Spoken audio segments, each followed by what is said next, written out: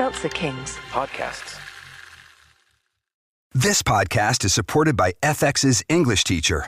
Last year's critically acclaimed series returns to follow Evan, Gwen, and Marky as they vie for their students' divided attention. See why Cosmopolitan called its premiere season a masterclass of comedy, while Glamour raved it's the year's funniest and most heartwarming new comedy series. FX's English Teacher. All new Thursdays on FX. All episodes now streaming on Hulu. The new Popeyes and Hot Ones menu is fire flavor. Trust me because I'm about to eat it. Woo! That hits right away. Attempt the Popeyes Hot Ones menu in stores. Love that chicken from Popeyes. Limited time in participating U.S. restaurants. So, where were you yesterday? I stayed home. No, you didn't. I came by. I stayed home, then in the afternoon I went for a drive. I called your cell 10 times. Had it turned off. Yeah, I figured that out. God, what's your problem? Needed some time to think. My problem starts with finding Kendall in your shower. Kendall? She probably got the bedrooms confused. Don't lie to me. I trusted you the first time, but not anymore. I'm nobody's fool. Perfect. Meg's dead. I can't see my daughter, but by all means, Veronica, let's make this about you. Why shouldn't it be like any other day? God, shut up about Meg already. I'm alive. I'm your girlfriend. Not anymore.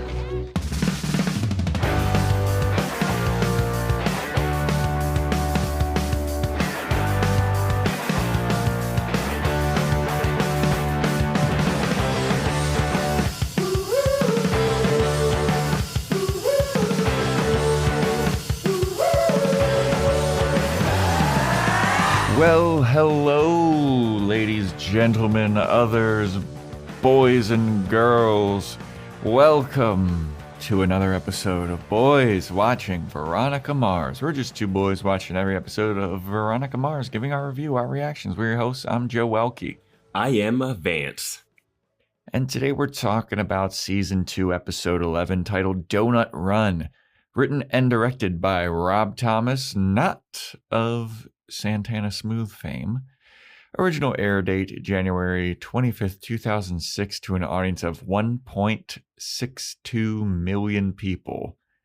Steep drop off from the last episode, but it had been over a month since that last episode aired. Okay. So, but before we get into the episode, everybody, we got a freaking shout out. I talked about that last week. I spoke it into existence. Hadn't gotten a shout out in a while, but we got one. We got a five-star Spotify review from Jess Hill. Jess Hill, thank you so much for the 5-star Spotify rating. Really appreciate it. Gave us some information about our boy Keith and some additional information. If you want to see him play a villain, he plays a villain in the show Person of Interest, Season 1. Episode 7.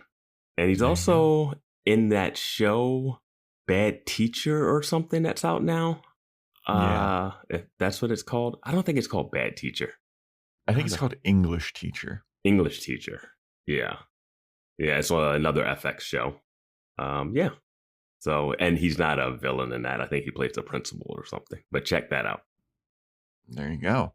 So Jess Hill, thank you so much. If you want to shout out Apple Podcast 5-star rating review, Spotify 5-star rating, take a screenshot of it, send it in to us, and we will shout you out.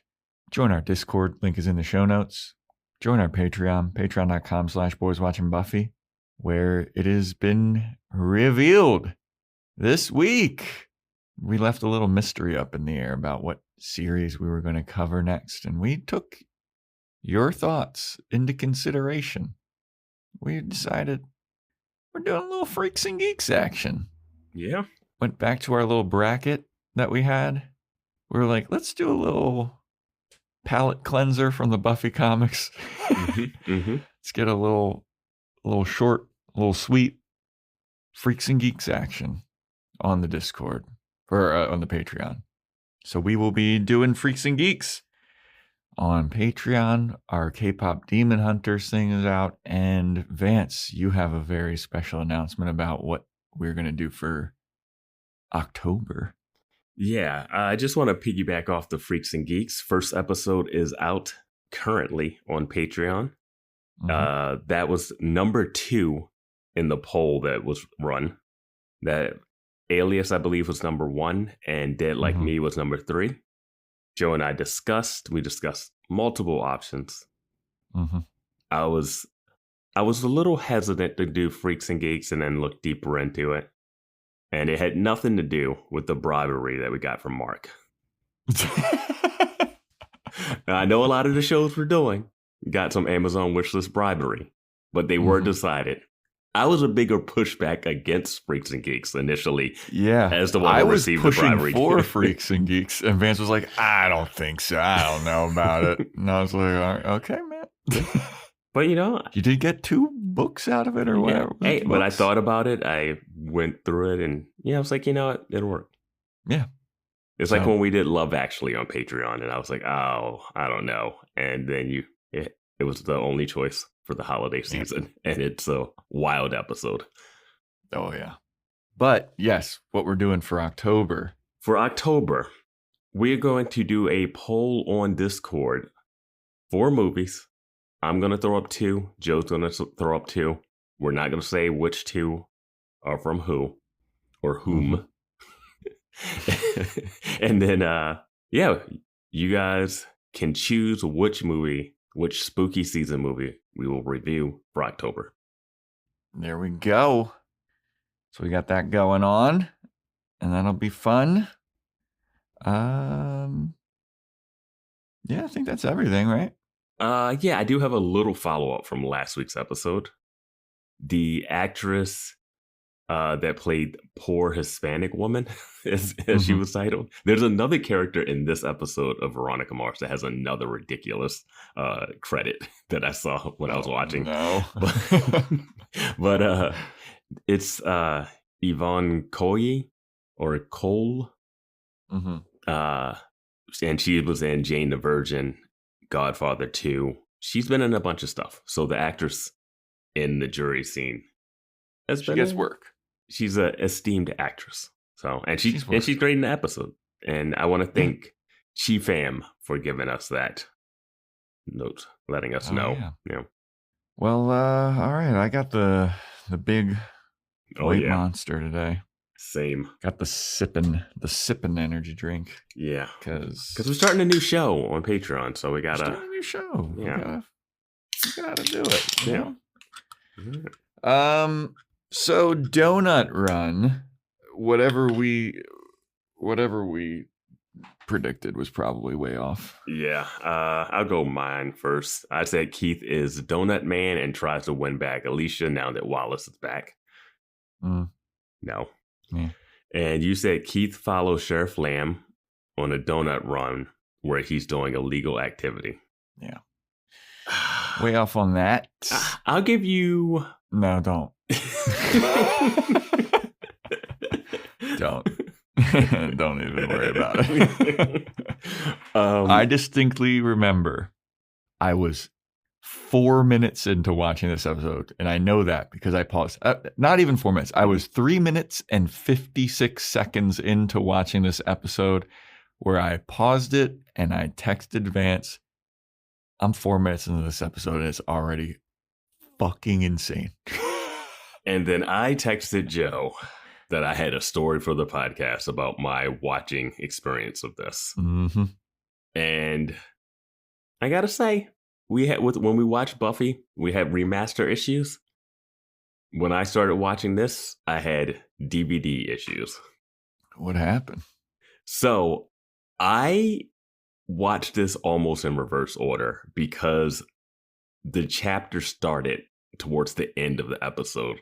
And I watched the end of the episode. That, for some reason on the disc, that episode just was not playing from the beginning. I could not get the DVD to play. And so it started, I will tell you when we get to it in the review, where I started from. And I was watching it, I was like, wow, they're going to tell this. This is like high energy. They're going out of order. I guess I'm excited to see like how they reverse engineer it. Like I thought I was watching what happened and then find out how it happened, like a Tarantino mystery type thing. And I was like, wait a minute, like what's going on? And I looked down, I'm like, it's at the end. Like this is definitely the end of it. Oh my So God. I ended up watching this through Amazon after the fact. But yeah, so I knew how this ended while I was watching the beginning. So you Tarantino'd yourself. Exactly. So I was like, okay, let's see how they ended up this way. You really want you want to know how I got here? Yeah, that's how I watched this one. So yeah. Damn. Well, I guess we should get into it, shouldn't we? Yeah. So this episode starts off with a recap of basically all of Meg's family stuff, and then Meg dying, and then the baby made it. Veronica, the baby made it. Why does Keith know this information? Why does he smile the way he does? He's so happy about this baby making it, but Veronica's friend died. He couldn't care less. Even when he found out about the prom baby, he was like, hey, guess what? A Jane Doe baby was found in the... I was like, he was so excited about these missing kids or whatever. Yeah. So the episode opens up with Veronica and Logan taking the elevator to get to the penthouse where Logan and Duncan lives. Logan, I mean, this is just overloads of quips. Yeah. Overload. Like, I couldn't keep up. They're in the elevator. He says, hi ho. She reacts to that. She says she's leaving Beauty. She calls him Mopey. Yeah, he goes, hi ho. And she's like, excuse me? And he goes, you're in your work uniform. Hi ho. Off to work you go. And then Veronica's like, oh, no. And Duncan's being a mopey little prick in his room, according to Logan. And Veronica's like talking about how Logan's got a baby. And Logan's like, oh, he's still in love with Meg. And how do you think that baby happens? Because he and Meg fucked. Like his read on that, it goes, a baby? How'd that happen? It is real weird for Logan to be just giving her shit about that when a friend/classmate has died. Yep. That was also with Duncan. Like, he's such a. They made him such an asshole in this scene. I don't get it. Well, I didn't understand because, like, they get to the apartment and he goes, "Time to take the donut run." He says, "Time to fake the donut." Fake the donut. Yes. And I was just kind of like looking that up to see if like that was a term. But I think he's making a joke about the Dunkin' Donuts commercial, time to make the donuts. But I don't get why he would say that while she's going into the back to see Duncan. I thought it was like a sexual thing. I have no... Hey, I was like... chime in on Discord if that line has I knew that the title of the episode was Donut Run. Yeah. But then I was like, is that what it... I was so confused in that. Yeah. But Veronica goes into Duncan's room and she sees Kendall Casablancas walking out of the shower. She's all wet. And Veronica goes, Kendall Casablancas? Ew, what are you doing here? Great. And Kendall goes, I was invited. How about you?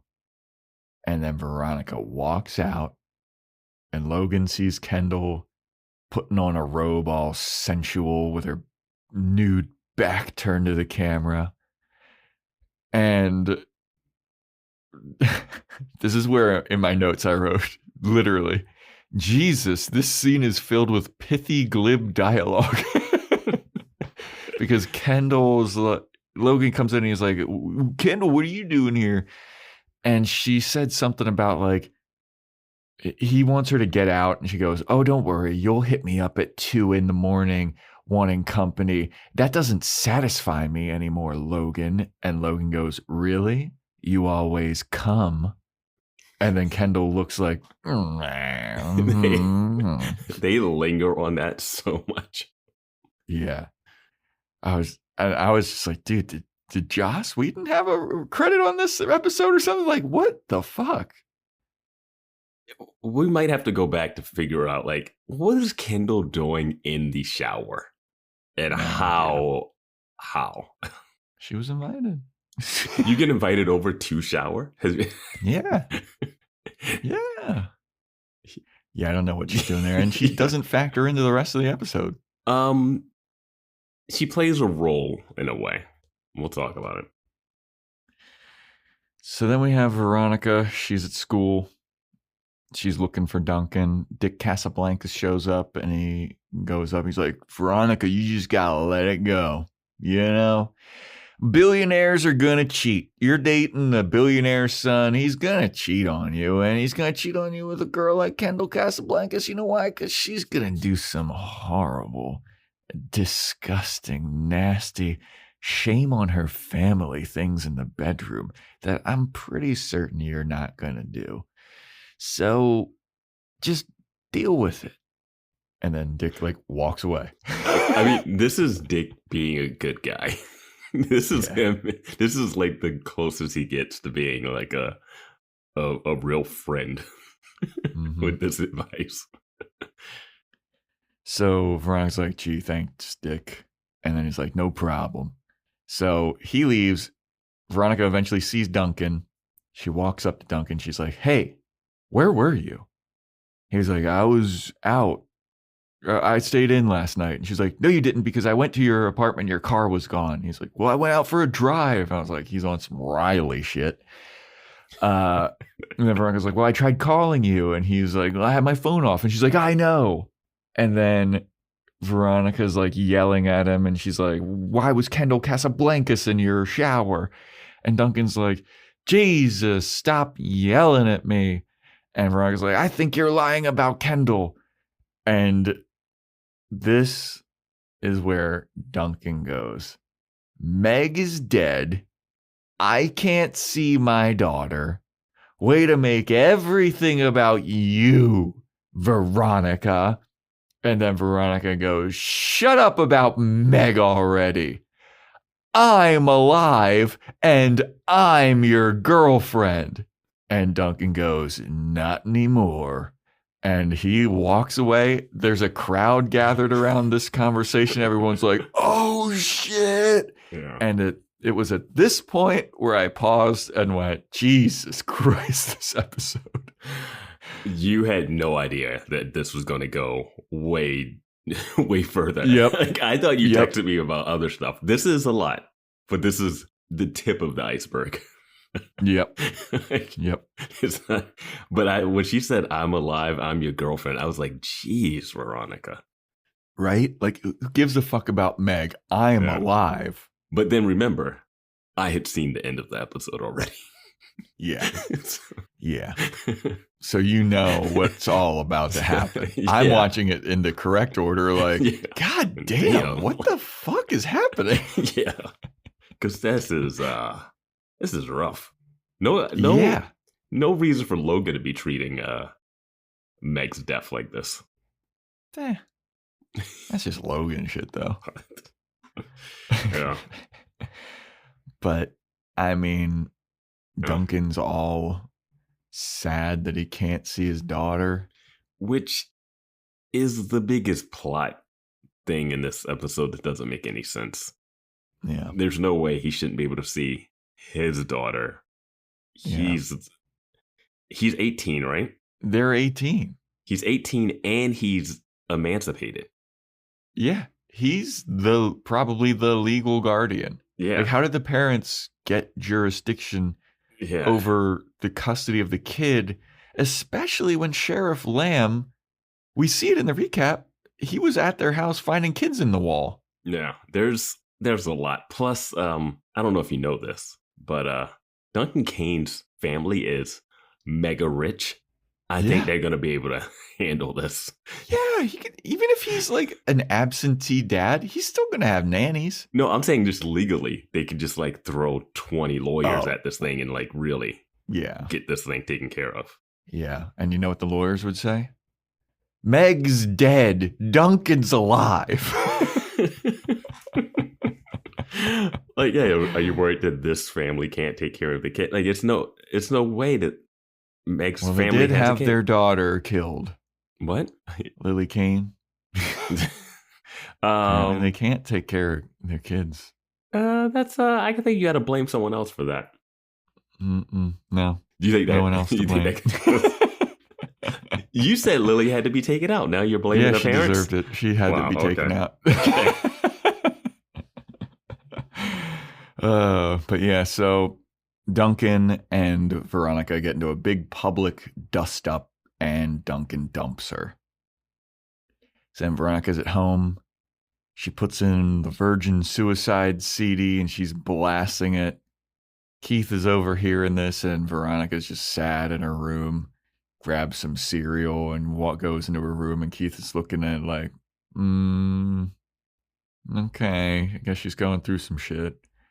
And then eventually it becomes too much, and Keith has to intervene. He comes in, he's like, hey, honey, are you all right? He's like, Duncan dumped me. He's like, yeah, I could kind of figure that.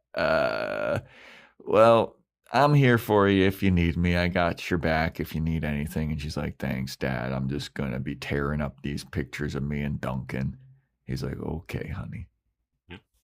So, Weevil is talking to Logan. And he's like, I think Hector or Bootsy killed Felix. And Logan's like, how do you know that? And they're like, they're the only ones that were on the bridge after when Felix was killed or whatever. And I think one of them, whoever did it, is in business with the Fitzpatricks because they're doing some kind of drug dealing. And Logan's like, all right, that's all I needed to hear. I'm going to figure it out. And we was like, okay. So Logan's got a plan. So then Veronica's back at her house and she's laying on the ground, back up, slicking her face. Wallace shows up. He's like, you gotta get out of here, dude. You're wallowing. We gotta get you out of the house. We gotta go to a movie. We gotta go get some ice cream. We gotta go do something. And Veronica's like, I don't wanna. And he's like, well, you gotta shower because you smell like shit. And you gotta come to my basketball game tomorrow. And this is where they leave some information that Wallace left Chicago because he was ineligible to play. He missed the team tryouts in basketball, and that's the only reason he came back to Neptune or some shit. Yeah. When they said that, I was like, that doesn't make any sense because he has multiple reasons to come back to Neptune. Mother, brother, yep. Just in general. Yeah. Yeah. But, yeah. So then Keith is like, Veronica, come out. And then Veronica comes out to the living room. It's Keith, Sheriff Lamb, and like two other deputies. And Veronica's like, what's this all about? Keith goes, Duncan's missing. And he kidnapped the Manning baby. And then Sheriff Lamb arrests Veronica for being an accomplice to kidnapping the baby. And this is in my notes where I wrote, this is fucking stupid. This is where I thought you were texting me. Because this is... Yeah. I mean, I didn't understand the rest of the plot because it happened off screen, like why Veronica was getting arrested. But I was just like, what? Well, I mean, he's arresting her because he's like, if this happened, it had to be something to do with Veronica. Well, yeah, he's like... He has no proof Veronica whatsoever. is the Logan to Sheriff Lamb. Yes, 100%, yeah. Where anything bad happens in the town, he's like, I know Veronica Mars's fingerprints are on this somehow. I know she did something wrong, but she's also going to solve half the cases also. Yeah. But I was just like... I didn't have the information that is revealed later on. So I was just like, I think no what? one... Yeah, I just think it's just so funny that he just comes like, yep, kidnapped a baby. It's like, what a story. What a story, man. Yeah. Dude, this show is insane. And I'll just bring it up again so we don't have to talk about it. It makes no sense that he would have to kidnap this baby. Yeah. No, not at all. He's the father. Yeah. The mother is dead.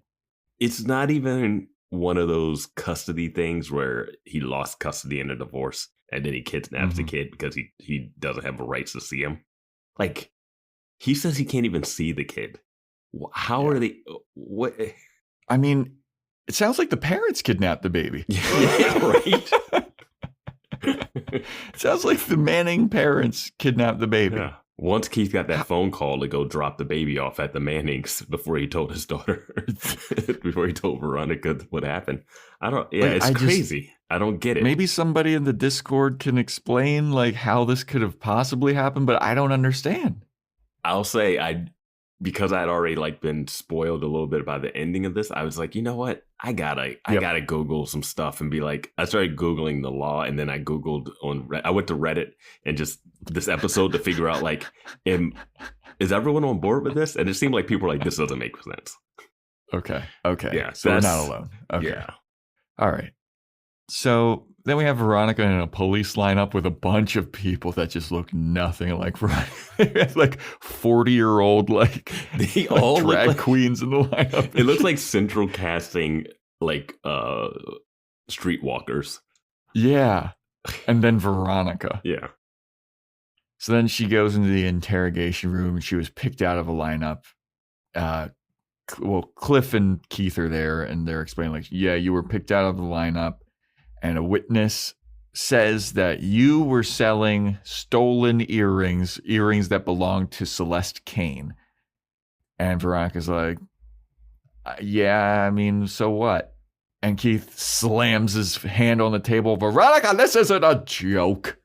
Yeah, I mean, she says that Duncan wanted her to sell it so that he could get money for the lawyer to fight the thing or whatever, which was because Celeste and his parents don't want anything to do with the baby. Which is. But then Keith is like, did you know that they were Celeste's earrings? And she's like, no, I didn't know. And he's like, this isn't a joke. And she's like, I mean, I kind of figured they were Celeste's earrings. Just didn't ask. And then, that was their plan to get the legal custody of the baby. And Keith is like, Veronica, listen to me.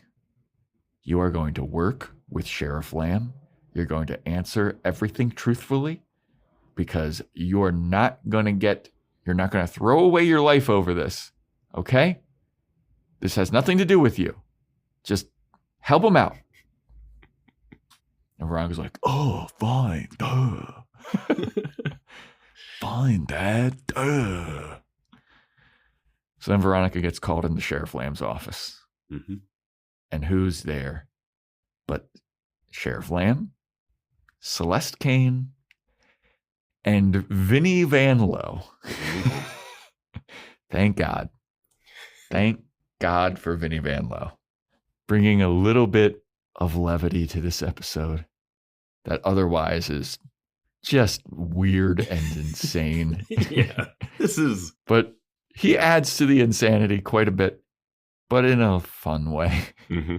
So Celeste has hired Vinny to try and find Duncan, but Vinny is far more interested in following Veronica because he believes if he follows Veronica, he'll find Duncan because he thinks that Veronica and Duncan are in cahoots. Mm-hmm. So Lamb kicks Celeste out, kicks Vinny out. Vinny's like, I'm watching you, Veronica. And she's like, yeah, sure.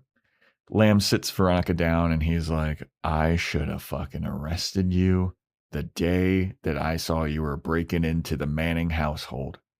And I'm just sitting there like, did you not find a kid in the wall?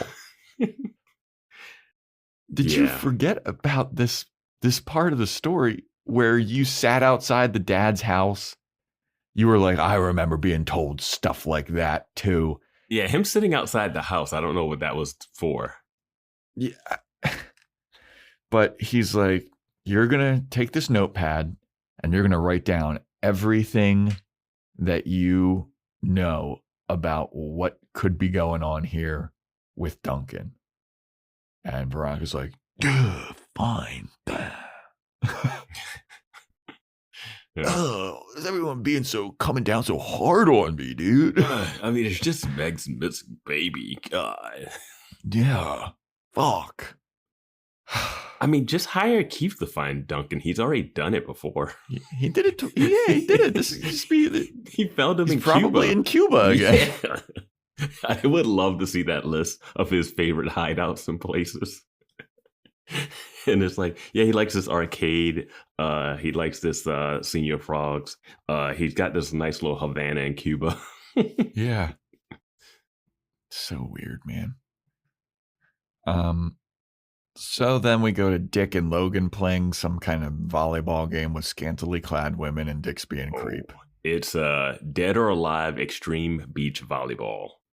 Okay. It is Dead or Alive was that fighting game, but then they made a volleyball game and went real hard on the jiggle effects on the scantily clad women. That was early graphic physics, and there's a lot of jiggling in that one. It's actually a pretty good volleyball game by itself. Yeah, sure. I bet. I believe it. I bet you played it for hours, didn't you, Vance? Yeah, bet you did. I'm still playing it till this day. Hell yeah. Put it on the wish list. Put it on the wish list. But Logan asked Dick, hey, will you try to buy some ecstasy from some PCHers? And Dick's like, absolutely. I love that Logan is also like, you're not a very deep guy, are you, Dick? And Dick's like, why? Why would I overcomplicate things? The line is, you're not real complicated, are you, Dick? And Dick says, I try not to be. Yep. And Logan's look while he's looking at him, like, this idiot. It's like a simultaneous this idiot, but also like I gotta respect that level of shallowness. Yeah, like he is who he is, and he accepts it. He's just like respect. Yeah. So Veronica's done writing all of the notes that she can think of on the notepad. She gives it back to Sheriff Lamb, and then she leaves. And she sees Vinny Van Lowe at the vending machines, and he's been waiting for her. And he's like, all right, now that we got this whole Sheriff Lamb shit out of the way, where's Duncan? We know that you know where Duncan is. And Veronica's like, if I knew where Duncan is, you would be the last person that I would tell. And Vinny Van Lowe goes, you're going to tell me that you'd tell Osama bin Laden before me? Just, you can always just tell where it is in time when something like this gets referenced. Yeah, but I was like, God damn it, Vinny Van Lowe. Yeah. You're telling me that you tell Osama bin Laden before me?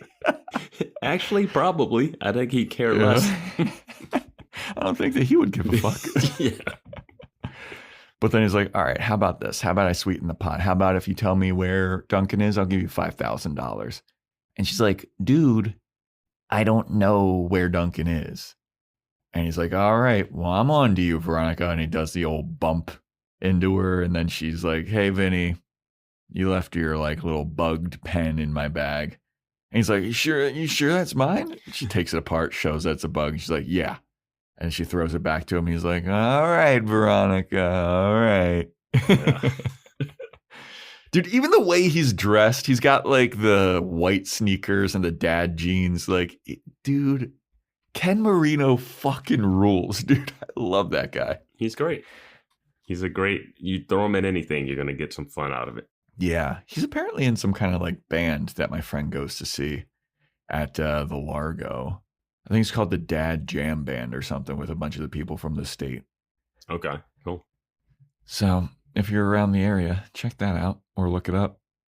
So then Veronica's at school and she's in computer class and they're looking up.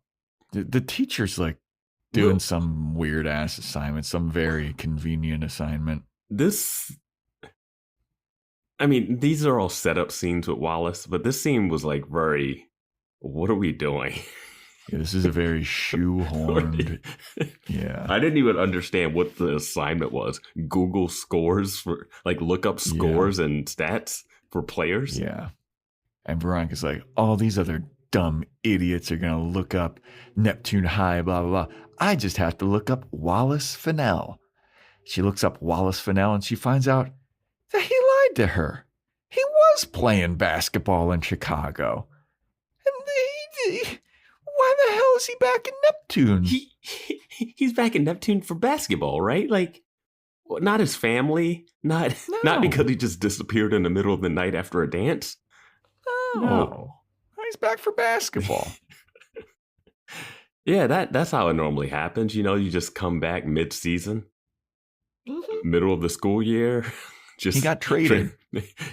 Transferring schools is real easy. Just transfer right there. Yeah. So then we go over to to Dick meeting up with Logan. He's like, all right, so I met up with some guy named Bootsy. He told me to go fuck myself, wouldn't sell me any drugs. But then I met up with a guy named Hector.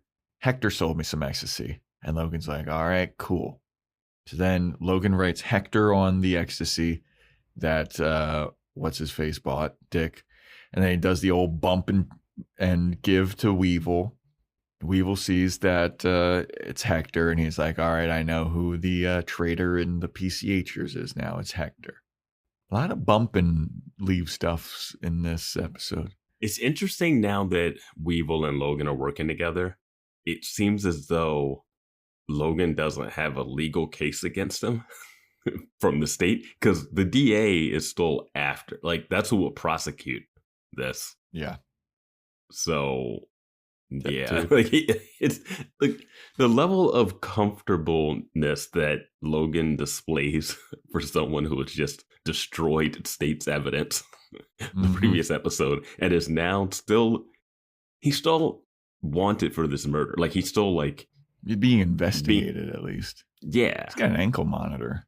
Yeah, like he's got to go to court for this stuff, right? Like I think because he's under arrest for, like he's out on bail, basically. I don't know. Yeah, it's a lot. It's a lot. Yep. So then we got Sheriff Lamb. He's calling Border Patrol because he's looking for Duncan. He thinks that Duncan may have gone to Mexico, and this whole manhunt that's causing a bunch of chaos at the Border Patrol. And Sax shows up, and he's like, "Hey, Sheriff Lamb, got some visitors." And Lamb's like, "Not now. I'm busy." And he's like, "It's the FBI." And now it's time to look busy. Yeah, Sheriff's like, "Oh fuck." So he starts acting like he's busy, looking at paperwork, and then the FBI comes in. He acts like he doesn't notice them. And then Sax is like, "Sheriff?" And he's like, oh, sorry, I'm just so buried in my work. Sorry, I didn't notice you. It's so bad. Please have a seat. Please. And the FBI is like, "Hey, we're here because we're going to get this Duncan Kane baby back, and we're going to get Duncan back. And we want to work with you, Sheriff Lamb, up until the point where you piss us off. So don't piss us off. And you're going to do everything we say, and you are not going to question us. You aren't going to get the glory when we find the baby. You're not going to be in front of the news reporters. You're going to get no credit from this. So why don't you just mind your own fucking beeswax? You're going to be working. They make him do this like me team things. Yeah. They make it repeat after us. They're saying if you don't play around, you'll get kicked off and you won't be a part of the thing at the end. Like normally, he'll be the one standing there when they take the pictures and they recover it. But if he hinders it, the FBI will fully take over the case, the investigation. He'll be completely off of it. So he has to play ball with them. That's how that works. Also, this FBI agent is none other than Lucy Lawless, Xena Warrior Princess. Yes, indeed. Yeah. Yes, indeed.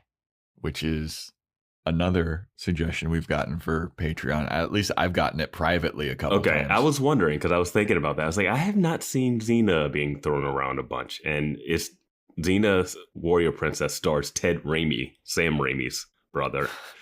Is a role in that. Several like DMs from people that I don't even think listen to the podcast. They're like, "Oh, you're done with Buffy? You should do Xena next." I'm like, "You're not listening to it anyway."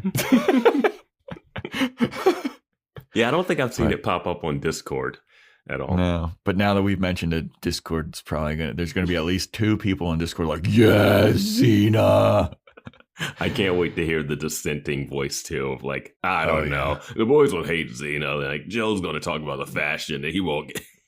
Yeah, he won't get. They don't change their outfits enough. Didn't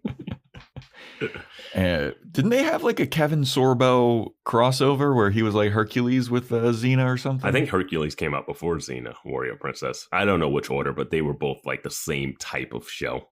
Yeah, they were both on UPN, I think. I think that there were crossover episodes. Oh, probably crossovers, yeah. I don't know. I can't remember which one came out first or what, but they were definitely... You either watch both or you watch one or the other. Or none at all. I couldn't tell you the plot of one episode, but I've definitely seen it on the TV. Yeah. That was one of those things where it was like, it would be on and Yep. it's just like, you're not paying attention at all. Yeah. But yeah, Lucy Lawless, FBI agent, they're there to find the baby. So then Veronica's at the sheriff's office. One question. And How did the FBI get involved with this? Who put this out already? he's the son of a billionaire. So he's missing. Are they trying to find him or trying to find the baby? He's missing, but he kidnapped the baby. So maybe the Mannings, they called, I don't know. It's his baby. Okay, moving on. Yeah. Yeah. So then Veronica shows up to the sheriff's office, and the one sheriff that's working the desk now, she's like, hey, you're Veronica Mars. I was told to keep an eye on you. And she's like, okay. And he's like, you ever go to any clubs? And she's like, I'm 18. I can't get in. He's like, well, I'm a bouncer at this one club. If you ever want to come, I'll hook you up. And she's like, okay. One of the weirdest scenes. This guy is named in the Amazon credits as no. super huge deputy. When I paused it, that is what came up. I was like, what are you doing? He's not even that big. He's a big guy, but he's like super huge. It's like, yeah. What? They He's should not super huge. I'm surprised they didn't go like big black deputy. But why? One, I was like proud that someone just recognized Veronica Mars because, she's super popular. Her sketches on the wall, everyone should know who she is because she's involved in every legal dealing. So I was like, great, this new person knows. And then he invites her to the club. And I don't know if this is a setup for another episode, but it was creepy. But it was turned creepy all of a sudden. Yeah, because he's also like, he's a cop. Yeah. And then he's like, you want to be an underage kid at my club? I bounce there. I'll get you in. And it's like, are you hitting on her? Do you want her there? Also, you're a cop. What are you? The job of a bouncer is to keep 18-year-olds out. You're actively inviting an 18-year-old in who your boss, the sheriff, says to keep an eye on here. Yeah. Why would you invite her to a club that you work at? Unless this is definitely a setup for a future episode. It has to be, and it's so clunky. It's so clunky. You know what happens? She should just show up at the club. He's there. He lets her in or something. Yeah. Him inviting her makes no sense whatsoever. Yeah. Yeah. But she's there. She's like, I got to meet with Sheriff Lamb. I remembered some information. So super huge deputy. He walks into Lamb's office and he's like, hey, Veronica Mars is here. She wants to meet with you. So he leaves and Sheriff Lamb is like telling the FBI people like, hey, I know you guys are FBI. All right. But you guys, you really got to watch out for this Veronica Mars girl. She is very slippery.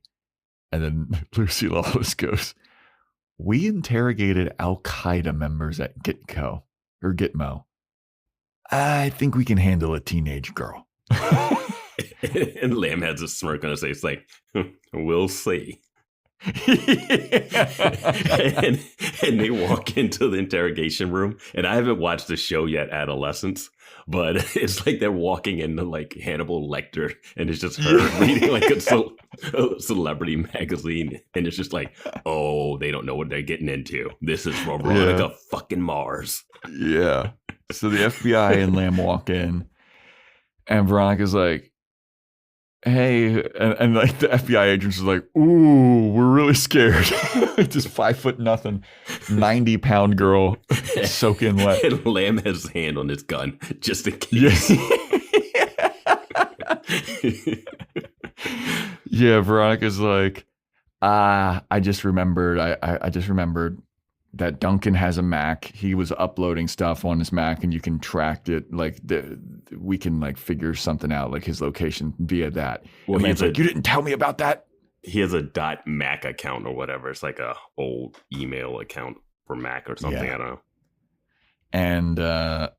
And then Lamb is like, well, I've been working with Border Patrol. Border Patrol's on the phone right now, and I'm gonna find Duncan. And Veronica's like, good luck. Duncan fucking hates Mexico. And Lamb's like, he's like, he's not buying that at all. He's like, I don't believe a word that comes out of your mouth. yeah.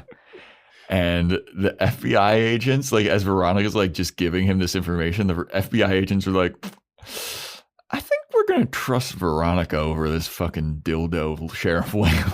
Yeah. They're just going to get computer guys to hack into that email or whatever. Yeah. So then Lamb's like, get out in the hall, Veronica. And then so Veronica leaves. And then Lucy Lawless is like, hey, Lamb, get me a coffee. And Lamb's like, boop, Sachs, get 2 coffees. One for me, one for the FBI. And then Sachs on that line is like, really? I'm like, Sachs, what is your job here? It seems like you're like an assistant secretary kind of situation where he's walking around and just being like, hey, boss, someone's here. Hey, boss, someone's here. He's a patsy. He's such a small town cop.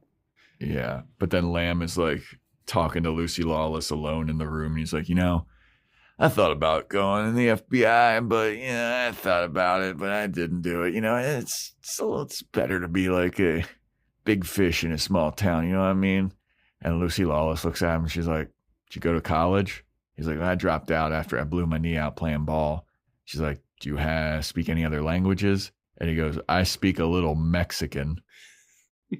And then she goes, you know anything about like computer technology? And he's like, I mean, no. And she's like, yeah, you know what? I think you made the right choice of being this big fish in the small town, my guy.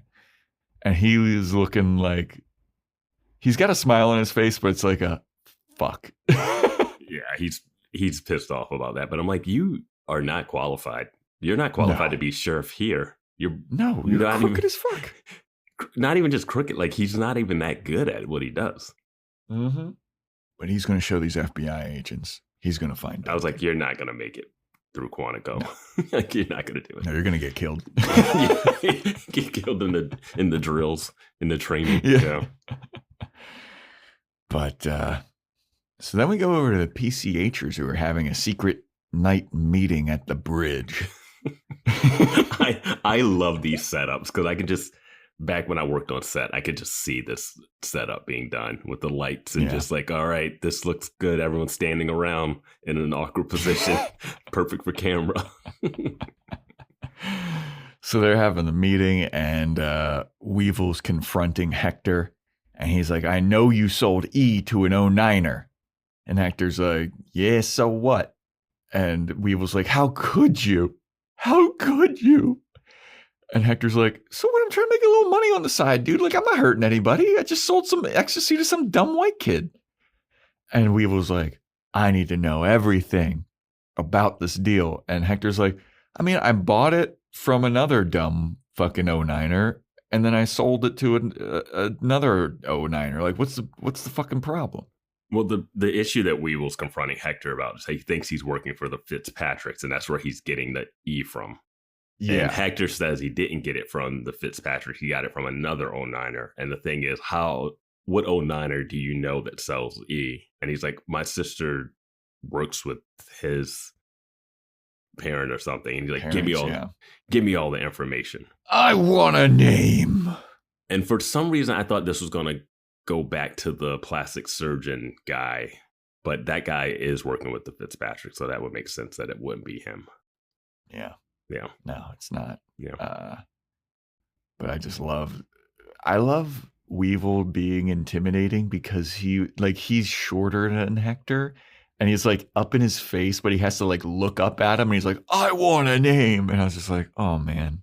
Weevil being short is one thing. Wallace being a short star basketball player is giving Donald Glover and Community vibes, as Donald Glover was a star quarterback. And you're seeing him stand next to like Jeff Winger. Joel McHale. Yeah, and Joel McHale is huge. Like I've seen him. Well, Joel McHale, I think, is only like 6'2". Really? I think he's taller than that. I've seen him in person. He's pretty tall. Let's see. Maybe he's taller, but I think he's at least 6'4". All right, well, we're going to find out in 5, 4, 3, 2, 1. He's 6'4", yeah. He's my height. Chevy Chase is 6'4", damn. Yeah, but Joel McHale is huge and Donald Glover is so tiny next to him. You're like, wait, you're the star quarterback, Donald Glover? And Wallace, in a later scene in this, is walking with some. And I'm just like, man, you must be the best point guard ever if you're scoring that many points and getting all these assists and rebounds at like 5'1". I mean, for people that don't know sports, like it's rare to be a quarterback that's less than 6 feet tall. Like if you're 6 feet tall, people are like, we're worried about you. Yeah, exactly. And obviously basketball players, like if you're below 6'3", you've got to be like exceptional. Steph Curry is considered small, and like he looks small on a basketball court. And he's like 6'4". Yeah. So Wallace Fennell must have some fucking handles, my dude. Yeah. But so yeah, we go back to Sachs, and he's like, "Hey, we need Veronica Mars." And the FBI meets with Veronica, and they figure out they broke into Duncan stuff. They hacked into his computer, and his password was Meg Kane backwards, and you just see the stabbing of Veronica's back. She's like, Meg Kane backwards. The look on Lamb's face when they reveal that is he's taking such joy in her being hurt by Duncan. I was like, yeah, Duncan had a baby with Meg.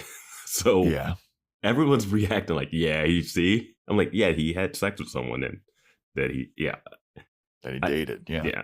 And it's very clunky how the guy tells her the password and then and Lucy Lawless like looks at him like, what are you doing? You're like, what is she going to do with it? I'm like, like, maybe hack into it like once she goes home.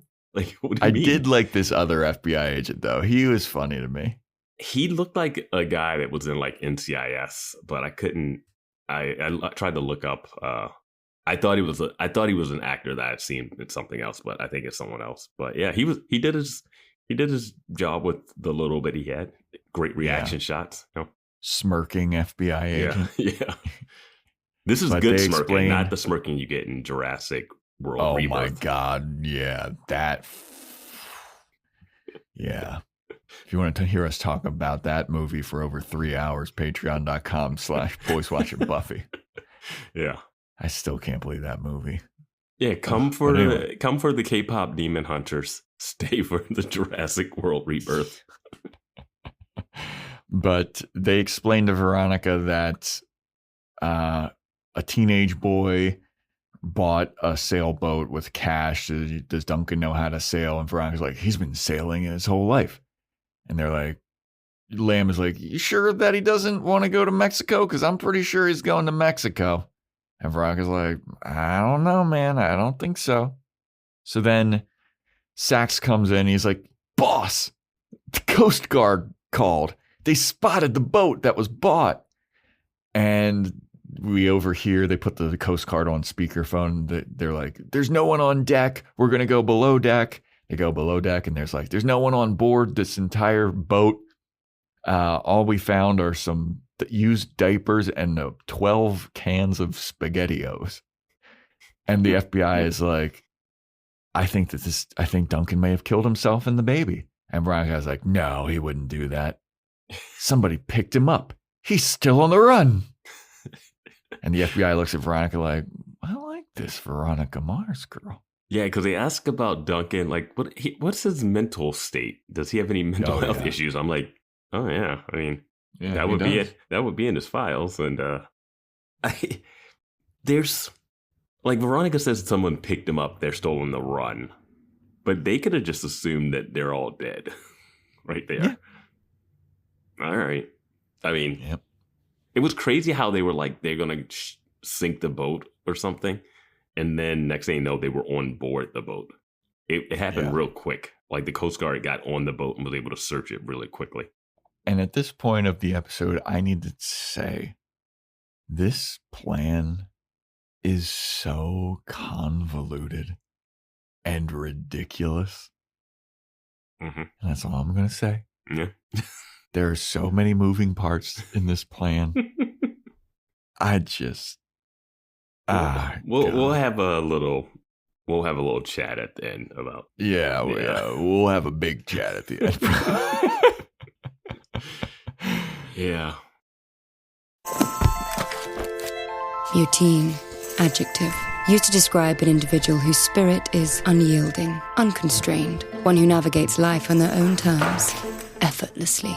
They do not always show up on time, but when they arrive, you notice an individual confident in their contradictions. They know the rules, but behave as if they do not exist. Mutine, the new fragrance by Miu Miu, defined by you. When did making plans get this complicated? It's time to streamline with WhatsApp, the secure messaging app that brings the whole group together. Use polls to settle dinner plans. Send event invites and pin messages so no one forgets Mom's 60th. And never miss a meme or milestone. All protected with end-to-end encryption. It's time for WhatsApp. Message privately with everyone. Learn more at whatsapp.com. So then we have Veronica. She's leaving her apartment. She's walking down the street and she notices there's a suspicious van that she hasn't seen before. And she walks up to it. She opens the door and who's inside but it's Vinny Van Lowe. Mm-hmm. He's got binoculars. It's great. And he's like, you caught me. And she's like, what are you doing, dude? Why are you following me? He's like, I'm got my eye on you. And she's like, you should be looking for Duncan. And he's like, I think that if I follow you, I'm going to find Duncan. Yeah. And then Veronica's like, well, if you find Duncan, give him this note.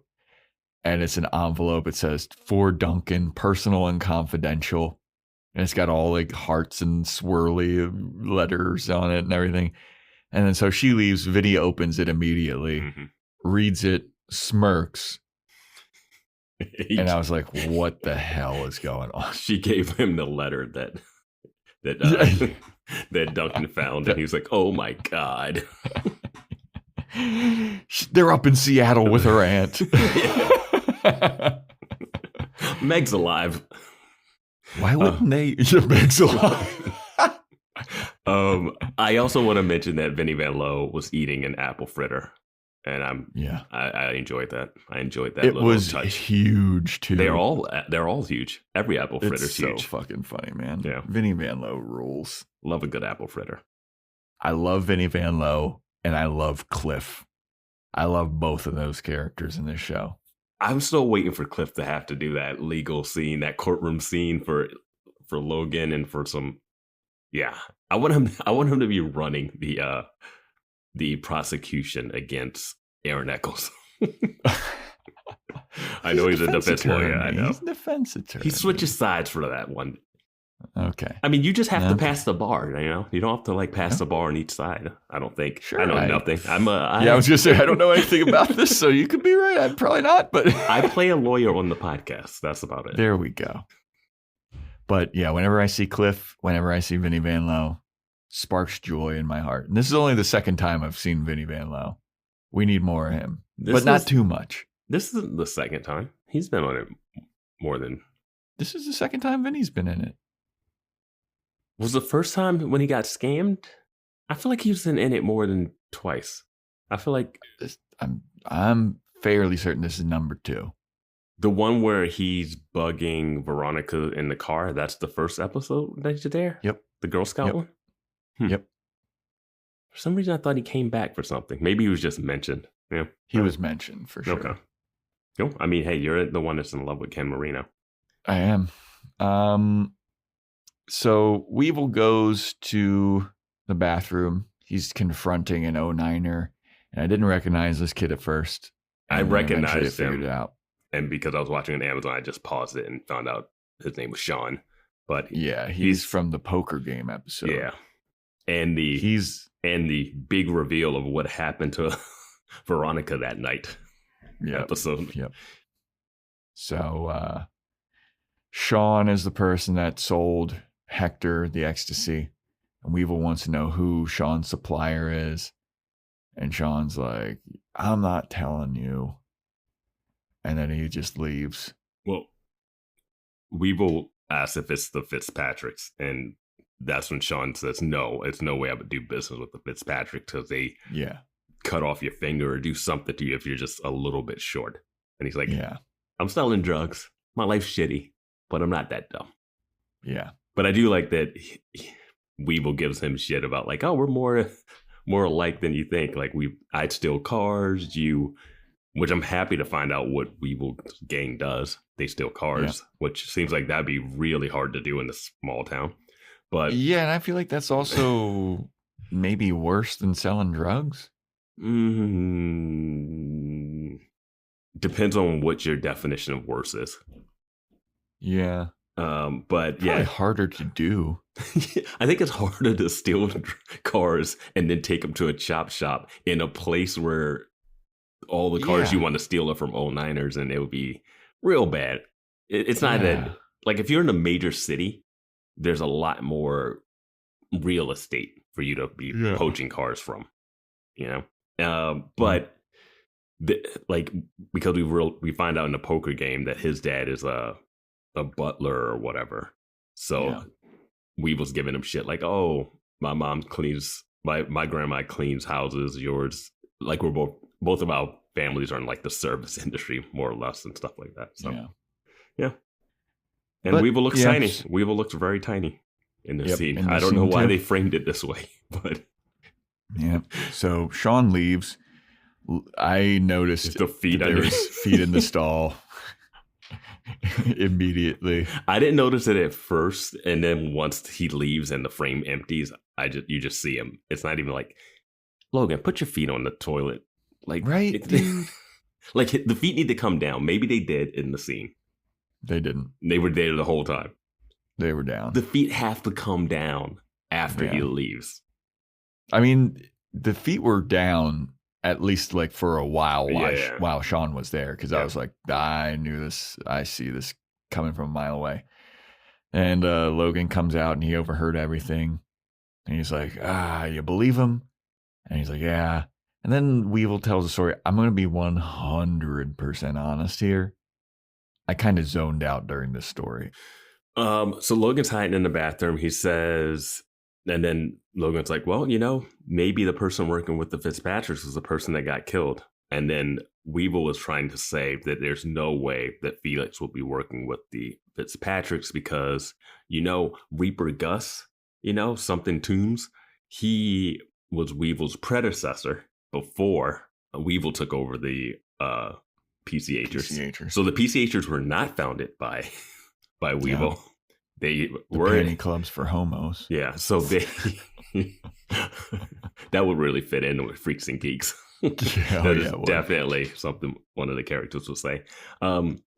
So Weevil's saying, oh, and that guy Reaper Gus, yada yada yada, died, but he was Felix's big brother. So it's no way that Felix would ever work with the Fitzpatricks that we're just finding out about this season. And so, because did Reaper Gus get killed by the Fitzpatricks? Something like that, yeah. Okay. And then I guess that led to an all-out war, or Weevil came and just squashed it. I don't know what happened. Like, the leader of your gang gets killed by another gang. Normally leads to warfare. Yeah. Did they burn down any Fitzpatrick's house? Because if I'm Logan, I'm like, hey, you did burn down my house, though. Yeah. So this is where, like, in Discord we were talking, and last episode or 2 episodes ago, I can't remember, but like we're talking about like how Weevil big of a gang is the PCHers and like what do they do? And then somebody in Discord was like, I think of it like a high school gang where they do like petty crime, kind of like the West Side Story high school biker gang or whatever. And I was like, okay, I can get on board with that. And then they were like, yeah, Reaper Gusta was killed by the Fitzpatrick. I was like, okay, so that can't be true. And we steal cars. Yeah. I was like, okay, maybe they're doing a little bit more than the T-Birds, Yeah. And my question also was, how did Weevil get put in charge? Like, I know it's not like a monarchy or something, but Felix and Weevil seem like they're the same age. Felix's brother was running the gang. Yeah. Why did Weevil take over? Justice for Felix. Is it because his uncle has the garage that they need to boost cars from? I don't know. Maybe. Yeah. But yeah. So that's that scene. Mm-hmm. Wallace meets up with Veronica for lunch.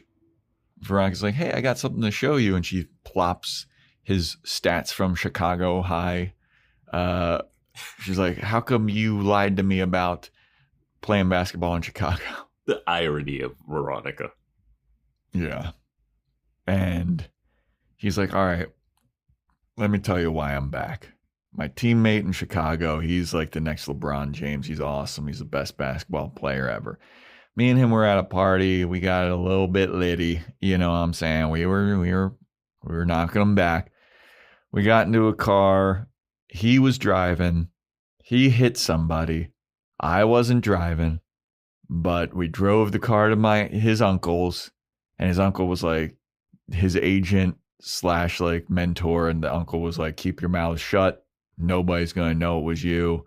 Just don't fucking tell anyone about this. And Wallace couldn't live with that.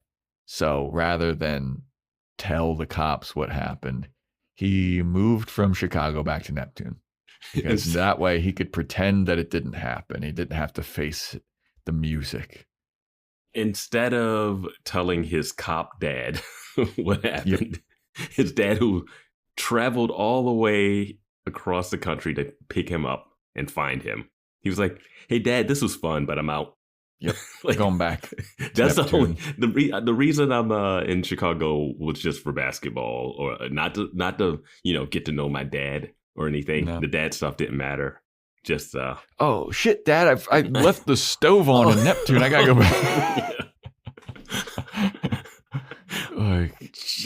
And that's his move, just to dip out. And then he says, hey, I'm not like you, Veronica, because you would have stayed and you would have done the right thing. Yeah. It's like, all right. I mean, this is I know what you did last summer situation. Right? Yeah. So, yeah. You know what, Wallace? You take the fall, and then when Rashad, when he gets real rich, you tell him, give me some money. Those hit and run, the longer you, like, if they didn't have any beer in their system, then they'd be like, fine. It'd be like, yeah. He ran out. I didn't, yeah. Yeah, it'd be something, but yeah, this is a tough one. And now it's on linger, and it's a problem now. Do you have to let it linger? I really don't want to watch this storyline play out. I don't really. Especially like when it comes back up again later in the episode. I was just like,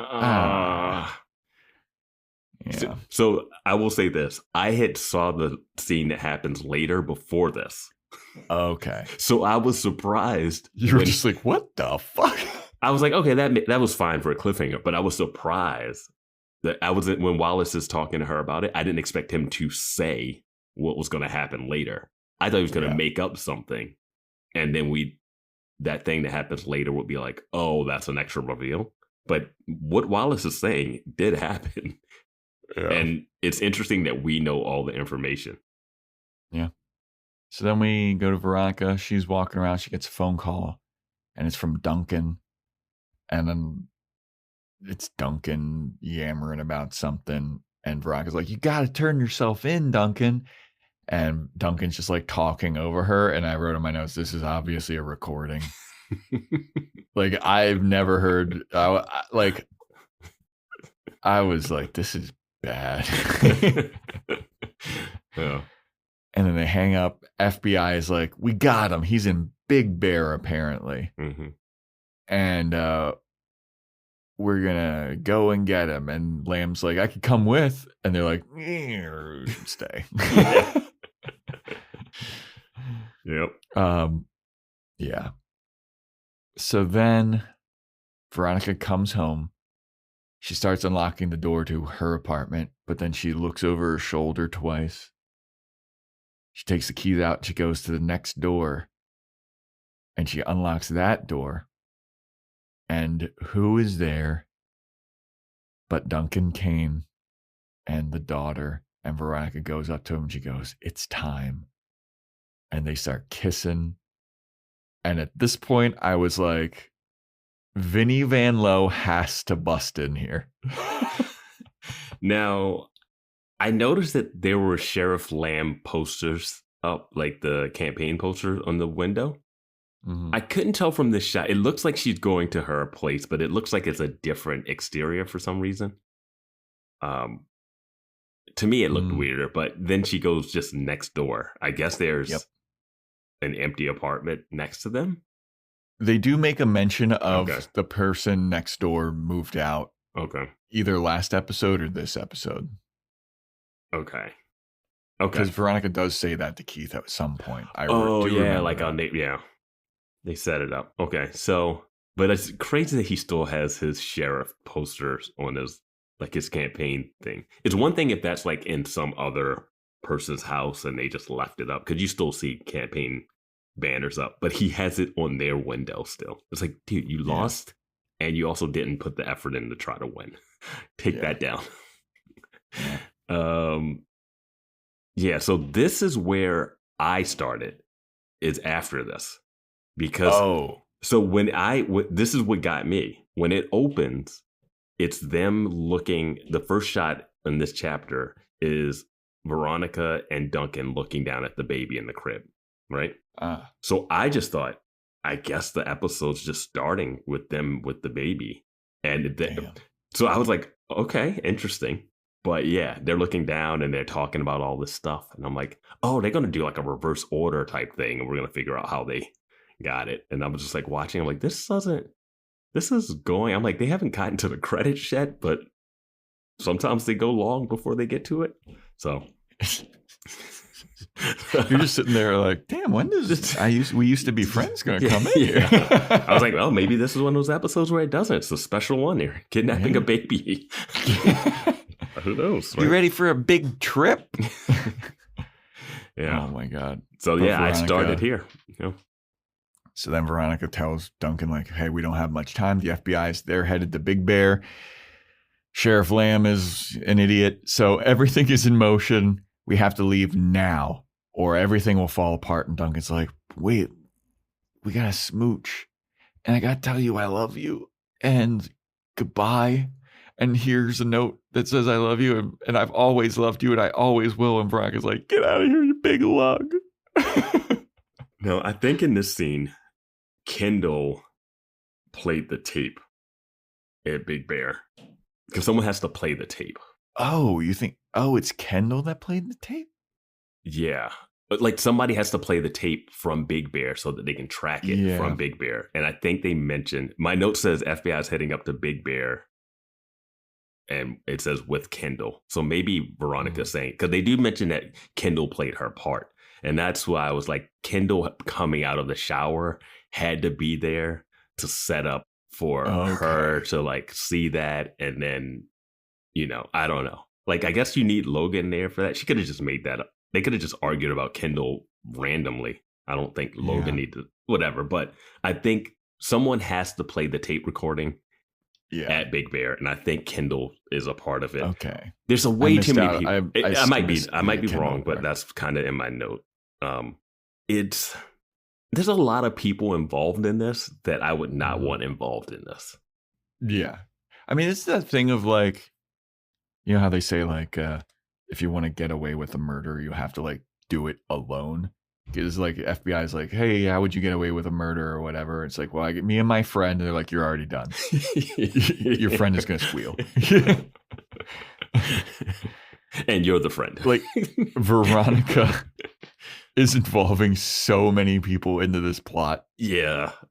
Like, I mean, it was at this point where I was like, so wait a minute, what about that boat that they bought with cash that's just sailing randomly? Who sailed two boats out somewhere and then took another boat away from it? Because you don't just like swim from there. Like, yeah. It's a lot of moving parts in this, and there's so complicated and expensive. Well, I mean, I get that he's a billionaire's son. Look, you can say that all day, every day, but this is ridiculous. The expense isn't it. The logistics are what. I think I would have liked to have seen this. I would have liked to have seen the planning of this as opposed to the it's all happening and here's the kind of reveal payoff. I would like to see the moment that they decide that this is what they're going to do. Yeah. Like, give me a flashback. Like, how do you say, like, we go from last episode where we're like, hey, Meg's dead, the baby's there, to this. There's no deliberation. Yeah, they go from Meg is dead, baby's alive, to this insanely detailed plan to fool the FBI, who they didn't even know was coming. Like, what? I don't know. Yeah. But yeah, so they're gonna hit the road. Sax comes into Lamb's office, like, we gotta hit on Veronica's ATM card in Mexico. And Lamb is like, I fucking knew it. These FBI agents, they're a bunch of big dumb dildos. They're up there in Big Bear. I'm going down to Mexico and I'm gonna find Duncan. I'm gonna get Veronica and I'm gonna be the hero. And I was like, you gotta know she's not dumb enough to use a credit card. Dude, he's warning the FBI about how slippery Veronica is, and then he falls right into her trap. Yeah. Duncan hates Mexico. Yeah, he would never go to Mexico. So Keith's at home. He's taking a shit. He's sees that there's not enough toilet paper, and he's like, all right, well, I gotta find some other toilet paper. This is so clunky too. So he looks in for some extra toilet paper, and he's like, there's no toilet paper here. Let me go to Veronica's. Let me go to Veronica's room because she's got her own bathroom. I'll steal some toilet paper from her room. So he goes to her room. He goes to where she would have extra toilet paper, and he gets some, and then he moves some stuff around. He's like, what's going on back here? And he finds a case of diapers that is like linked to the apartment next door. Picks up the diapers and throws them on the ground.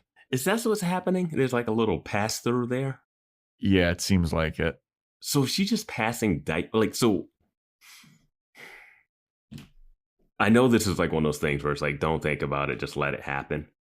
But how is she buying diapers? Cash. Straight cash, homie. Where? Like, where is she going to buy diapers?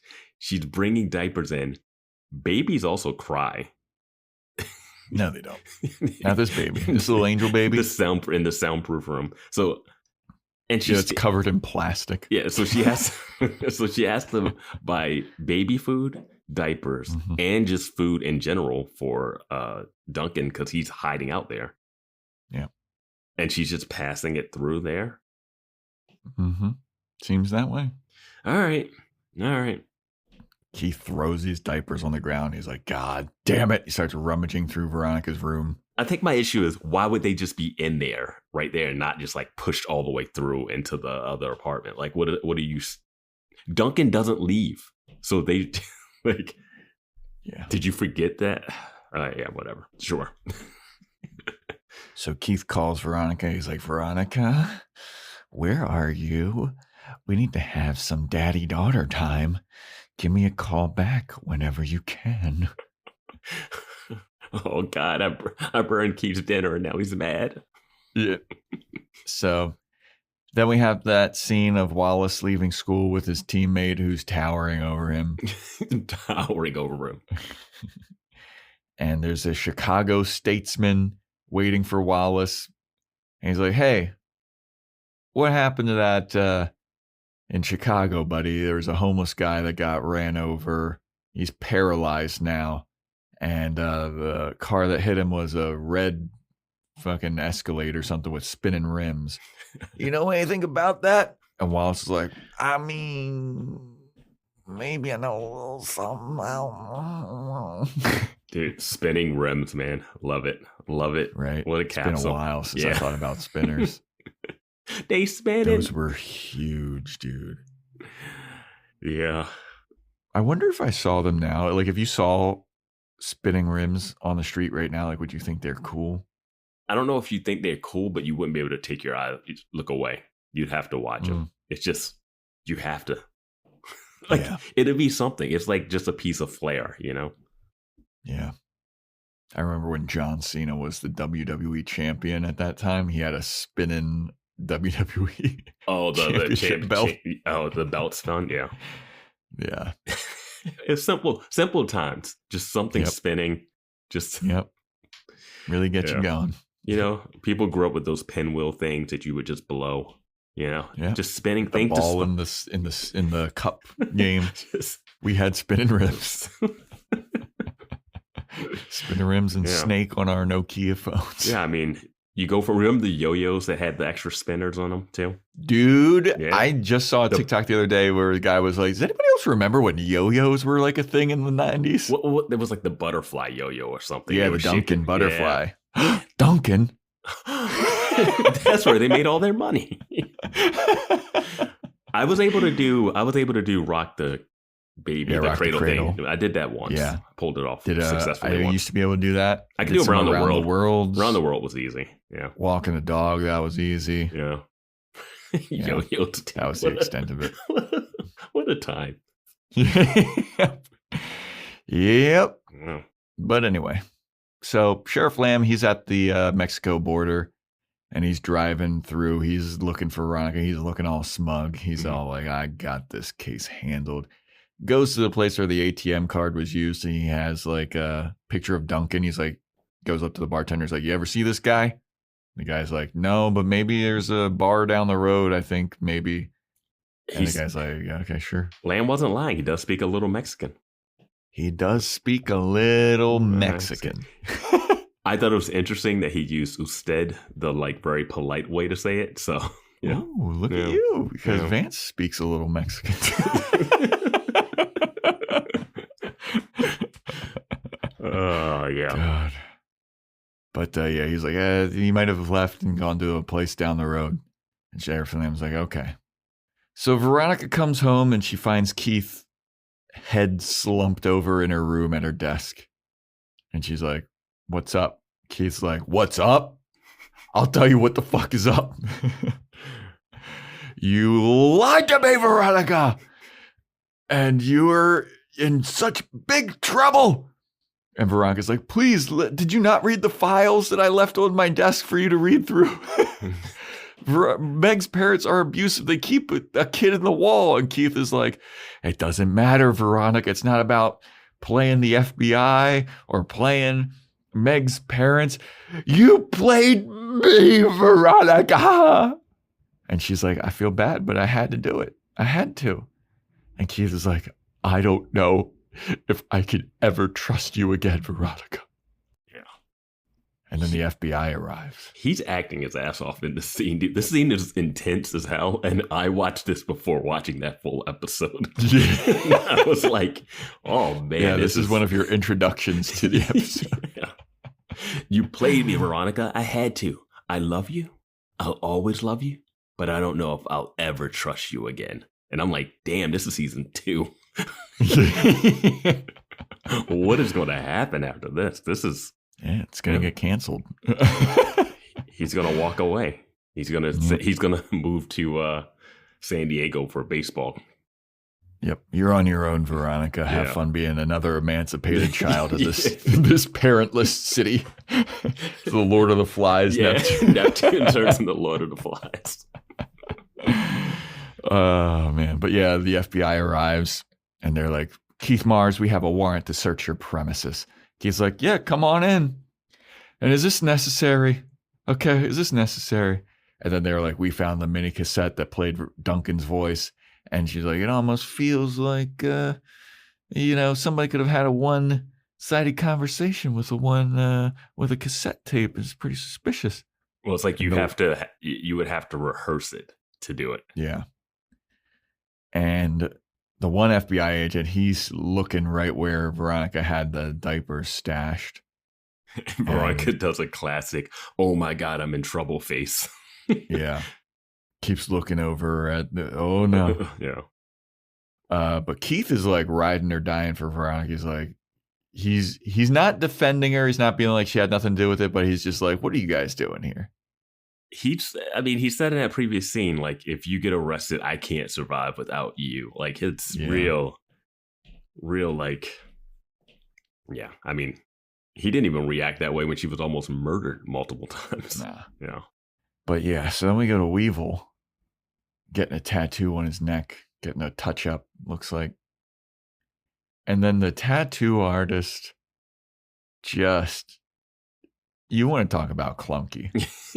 Yo, I thought he had fucked up the way he jumped away. He was like, "Oh yeah," and I was like, "Wait, did you?" The reaction of this tattoo artist is in the middle of tattooing someone, and then just has like a eureka moment, and I was like, "Did he what? What?"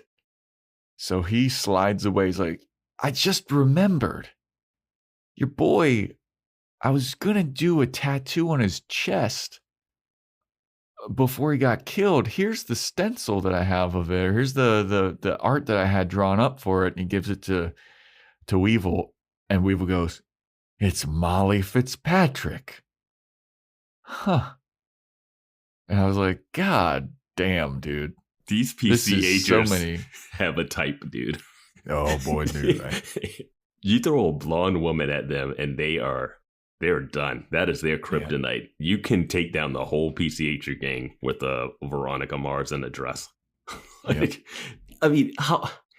Like his cousin Chardo was about to just sell everything for Paris Hilton. Yep. I mean, Weevil's got a lily tattoo on his body, and they weren't even dating. They weren't even dating. And then this dude was about to get a tattoo on his chest of Molly Fitzpatrick. Yeah, man, they love hard. Man. Yeah. This is too many. 3 is too many. Yeah. 2 was a lot. 2 was a lot. 3. 2 having it be Weevil after what we saw Chardo go through was very strange. Now they're doing this to Felix. Yeah. I mean, you just come up with a different reason. I don't know. Now you gotta get a tattoo on the chest. And this guy, it is the clunkiest way to get this information across. Yeah, why? And also, like, this tattoo artist would never say this to, like, he knows that guy died. Like, why is he giving him this thing? Hey, your friend who died? This was the tattoo I was going to do. Okay. And he's like, I don't even know who this girl is, but kind of hot, right? Like, just finish the crown on my neck, guy. Right? Anyway. Yeah. So we have Lamb. He's in Mexico. He's interviewing some burnout guy about Duncan. And he's like, I think I may have seen that guy. And Lamb's like, where'd he go? It's like, he went that way, but I mean, it might not be him. I don't know. The burnout guy's like, I don't know, man. It might not be it. So Lamb is like, I'm on it. He's like, do you even have jurisdiction down here? Yeah. But he's out looking. And then Lamb drives over some train tracks, and then his trunk pops open. Mm-hmm. And he's like, what the fuck? He pulls over, looks in his trunk. It's there's an empty Lunchables packet. I saw like Cheetos and empty water bottles. Yeah, I'm pretty sure that there's like an empty Lunchables packet in there. Now, I'm happy I rewatched this ending again because I didn't know. Like, I think I looked down to take a note and looked back up, and I saw Lamb going into a trunk of a car, and I didn't realize it was his car in the first watch. Because I was like, oh, he just found an empty car trunk. But now it makes a lot more sense that it was his trunk. Yeah. But we'll talk about it. So he's looking around like, fuck, I've been had. And then you see these hitchhikers on the side of the road. It's hilarious. And there's a guy in this giant beard and a hat and sunglasses. And he's hitchhiking. He's like, I guess blah, blah, blah. I guess whatever. No one's picking us up.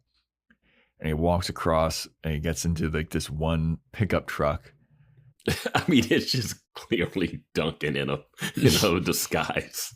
Yeah. Gets in the pickup truck, takes off Duncan takes off his disguise, the giant beard, the hat, the sunglasses. Vinny Van Lowe is driving, and then there's a mysterious blonde in there with the baby, and you're like, oh, is that Veronica? Nope, it's not Veronica.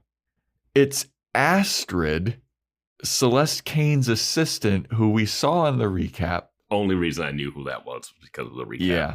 Only reason. Yeah.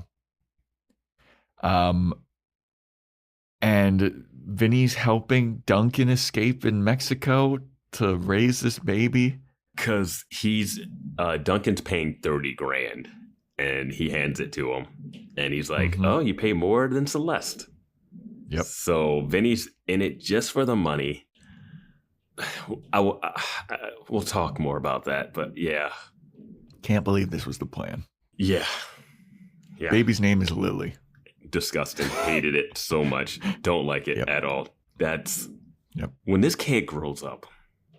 Yeah. Oh. Having to explain their name, their history, all of this to them. He's just going to show her that slideshow that Logan and Veronica made. And like, this is who you were named after. It's like, I'm the best and everybody's in love with me. Hey, just never Google your name because you'll find out that you're named after my murdered sister who was sleeping with a celebrity that I thought I killed at one point. Who deserved to be taken out. Needed to. Now, I won't say deserved. Needed to be taken out. You've had some wild takes on these podcasts that we do, but this is it. This is the wildest. But I hated that he named her Lily. I just didn't need that. I don't know. I don't know exactly how I'm supposed to feel too in this moment. Yeah, but Vinny, Astrid, and Duncan and Lily, baby Lily, they're driving off. They pass Sheriff Lamb on their way to whatever place they're going. Duncan puts his hat back on, hides his face a little bit. God. And then fucking Veronica's at the beach. She goes into her room and she reads a fortune from a fortune cookie that says something like, true love stories never have endings. And it's like a montage of Duncan driving through Mexico and Veronica looking all like, this isn't the end for me and Duncan. When she's sitting there, like with the fortune cookie thing, which is just randomly out of nowhere. Right? Oh no, that's what he gave her. He gave her a fortune cookie when they were in the beginning. Remember I'm remembering. Remember the beginning of the season when we had the montage of her dating Duncan and he gave her a fortune cookie and she reads the fortune? I don't remember that at all. It happens in the first episode of this season. And we were like, I wonder what it says. So this is a callback to that, which I just remembered right now. And when she's sitting there, you got a photo of Lily up on the top behind her of what's the actor's name? Amanda Seyfried. Amanda Seyfried, yeah. And boy, oh boy, this is a weird one. Yeah. Say what you will about the switched at birth adoption stuff. Like this is, and this plan is so fucking convoluted. And Keith is more upset about being played than the fact that a baby is about to be raised by an 18-year-old on the run. Yeah. And Veronica would immediately be charged with this because finding the tape recording is enough of involvement. Because it's no way you can have a conversation with the tape recording. You had to rehearse it. You had to be a part of the plan. You are done. The last two episodes have shown full guilt of Logan and Veronica, and they're still walking free.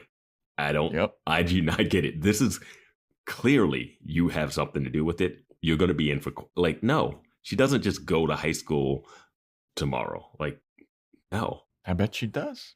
I know she will, but it makes no sense. They have the smoking gun. You recorded the conversation with the tape recording. Impossible without planning it. Yeah. Oh, boy. It's just... And now, let's talk about some of the mechanics of this plan. I think Kendall's somehow involved, because I was like, how is she over there taking a shower? Why would she be taking a shower? But also, you don't need that part of the plan. Like, because only Logan sees it, and it doesn't matter. You could just say that You could just say you cheated on me with anybody in this. Is Logan a part of this plan at no, all? Or is he? No, I don't think he's a part of the plan at all. So it doesn't matter. So he doesn't even know about the. Yeah. Okay. So I don't even think you need any of her seeing him in the shower. That's one of those audience fake out things for us. Yeah. To see the argument. So we believe that argument's real. That's an audience thing. It's not a whatever. Yeah. I think she was involved with the tape recording. Somebody had to take the tape recording to Big Bear. It would make sense, like when you were saying that, like Kendall did her part or whatever. That would make sense because, like, who else would do that in Big Bear? And I guess if people are just doing things for money, and Kendall was like doing shady shit for her husband, you throw her $20,000, she's gonna play a tape recording. I mean, they were gonna bring dude there. She's gonna get arrested. Like I mean, the fact that I could see them saying, "Hey, do this," but don't tell her what it's for, and you pay her. Yeah, what the plan is. Yeah. Like she doesn't. Well, I mean, the tape recording does say "baby" taken on it. I don't know. So that's one thing. Vinny Van Lowe, I think, gets involved when she hands him the letter. Oh yeah. When you that letter has to like lay out the plan, because how would he know to go to Mexico and pick up what's your face with Astrid? Yeah. So when that happens, all he has to do is go back to Celeste and ask for more money. Yeah. You're trusting Vinny Van Lowe with a really, I mean, I would think Celeste has access to more money than Duncan. Yeah. So I'm like, hey, can you double this and I can get you? And not only that, we can stick it to Veronica, your arch nemesis. Yeah. Bam. You double that up, you got $60,000. Like, and if you're doing it for money. Face, Veronica, all I see is the face of a filthy whore of a mother. So yeah, Vinny Van Lowe could get more money and also not be implicated in baby kidnapping. Now you have $30,000, but you're also involved in this. This is not good. And it's not like he has some like allegiance to Duncan or to the baby. Maybe they could tell him and like, because his mom works at his front desk, maybe they could relate like, hey, the Mannings are really bad people. And then he could like, I need to know that he has that part in his mind, that's the reason he's doing it, and it's not just for money. But it seems like it's just for money, and if it's just for money, Vinny Van Lowe, go to Celeste, turn them all in, let the court settle this shit. Do not involve yourself in kidnapping a kid across. This is across like state lines, like country lines. This is trafficking. This is This is so much stuff. I don't. And then Astrid, what is her deal? So I think that she hates Celeste Kane. The only reason she's working for Celeste Kane is because she's paying for her grad school. I'm guessing Duncan was like, hey, I'll pay for your grad school, but you got to raise a baby with me. Well, yeah, this leads to... Or no, she's got to abandon grad school now because she's raising a baby in Mexico. I think she's just pretending. She was just in Mexico because it's not like Vinny Van Lowe and Astrid are not coming back. They're not all raising this baby together. You think Astrid's coming back? I don't think she's going. Why does Astrid need to be there then? To use the credit card in Mexico so that Lamb goes down there. That's why she said. Some blonde girl used it. That's why they're saying you're pretending to be me. That's how they get Duncan into Mexico. It's because he's hiding in the trunk of the police car so that he can pretend. So because he knows that's the way to get through the border. They're not going to check the police car. So he's very lucky that Sheriff Lamb didn't drive over any other train tracks or anything to bump open his fucking car. I think it bumped open because he had gotten out. Okay, fair. Yeah. But yeah, so that was their plan. They were like, how can we get him into Mexico? I mean, just take a private plane somewhere or something. I don't know. But this is their plan to make... Because this makes Lamb look real stupid, too, because he literally transported Duncan to Mexico. Yep. But how did the baby get to Mexico? He was in the car with Vinny, or she was in the car with Vinny and Astrid. Yeah, but so Vinny and Astrid and the baby just drove to Mexico? Yeah, I guess so. Okay. So then the real question is, how do we get Duncan out of here? The baby is the easy part. So here's the thing. Yeah. You just paid Vinny Van Lowe $30,000 to take a kidnapped baby to Mexico and drop it off to a guy who may or may not make it there. Like, if Duncan gets caught somehow and doesn't make it to Mexico, does Vinny Van Lowe just turn back and be like, I found the baby? Yeah, I guess so. But that's crazy that the plan hinges on Vinny Van Lowe and Astrid being down for this. Yeah. And Astrid, I guess she lives in Neptune. We've never seen her before that one episode. So I don't know. I can pretend that she really cares about Duncan or likes him, but she never said a word when his sister died or showed up at all. I think she just more wants to stick it to Celeste because she knows that Celeste would be pissed about this because she hates Celeste. She hates Celeste, but she's working for Celeste to pay for school. So, I mean, once she pays for your schooling, you don't have to deal with Celeste anymore. Or you could kidnap and maybe get paid by her son. Her son? It didn't seem like he was paying her anything. It looked like he just gave $30,000 straight to He has to be paying her something. Nah. Here's the thing. Where's he going? Yeah. Where is Duncan going to raise this baby? Private villa in fucking some small Mexican village. He was happy in Cuba. It looked like he had a fedora and a beard. Yeah, but he wasn't raising a stolen baby that's not even stolen because it's his. It's so weird. Yeah. It's so weird. And on Reddit, I found out that Teddy Dunn was leaving the show to go to law school. And he's currently an assistant U.S. attorney now. Holy shit. Yeah. Good for him. But I feel like so that's the end of Teddy Dunn in the show, you think? I don't know. He might come back for something. I don't know. But I don't know. I mean, this is, if he comes back, it's a huge story because he kidnapped a baby. It's not like here's the thing. If this is the end of this, am I supposed to just feel happy that he stole the baby and that otherwise that baby would have been ended up in the wall? Yeah. Writing Bible verses or whatever. But I think it's just a weird thing for Duncan to have ran away twice and the second time is with a kid. I don't know. Like, I don't think Astrid is going to be like the mother of this like baby. I don't think she's like signing on to that. I think she's just, I can't believe they involved Vinny Van Lowe in this plan. And yeah, the scumbag sleaze guy. Yeah. That you wouldn't really trust. You really have to be like, hey, the Mannings are evil, evil people. Please do. I just need that scene. Cut to a flashback of her explaining that to him. Then I can buy the Van Lowe. Otherwise, I do not buy involving that. I don't buy involving Kendall of all people. I don't know who did the boat thing. Yeah, that boat thing is the biggest, like, what? I mean, the only people that could do the boat thing I would think that we know of would be like Dick or Logan.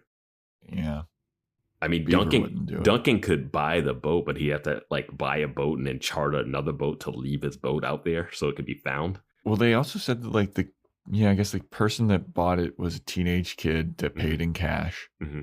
But like, he doesn't have a big enough bag of cash with him because now he can't use a credit card. He can't check. The FBI is on him. Yeah. So like any wire transfer, any of that, like he is. That's why I have to sell those earrings. Got to get that $80,000. Yeah, he doesn't know how to live off of $80,000.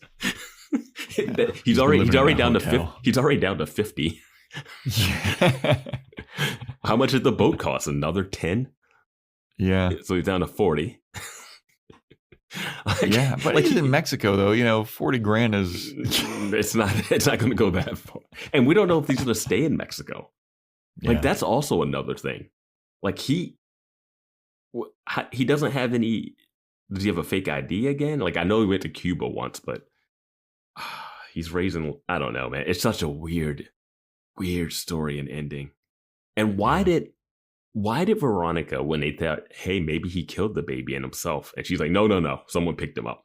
It's like, wouldn't why don't you just say, yeah, probably did. Yeah.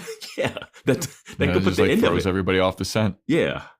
She's like, well, I mean, let's not go that far. It's like, He kidnapped a baby. He could play up. He does have a history of men. I saw him jump off or try to do a handstand off of some bleachers. Maybe he is trying to kill himself.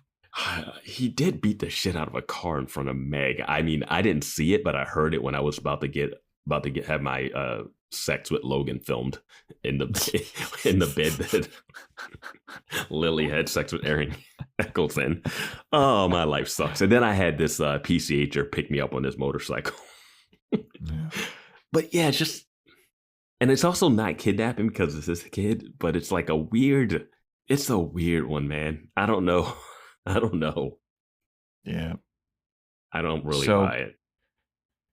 I have to give you some information. So we talked briefly about Wallace and his teammate in Chicago running over the guy, the homeless person in Chicago. His teammate's name is Richard Rucker. Oh, yeah. The title of the next episode is Richard and Wallace Go to White Castle. Mm-hmm. You think they get high together and have a little adventure with Doogie Howser? Here's the thing. If they're going to do a Wallace in Chicago, like a one-offer, kind of, like a bottle episode type situation, where it's just like we don't follow Veronica. Because they got to figure out how we're going to actually keep Veronica in the show because her dad hates her and she's kidnapped a baby. And like, they're going to go, she's going to be like, oh man, I got to solve this little high school crime. I'm like, this is lingering over. Who exploded the bus?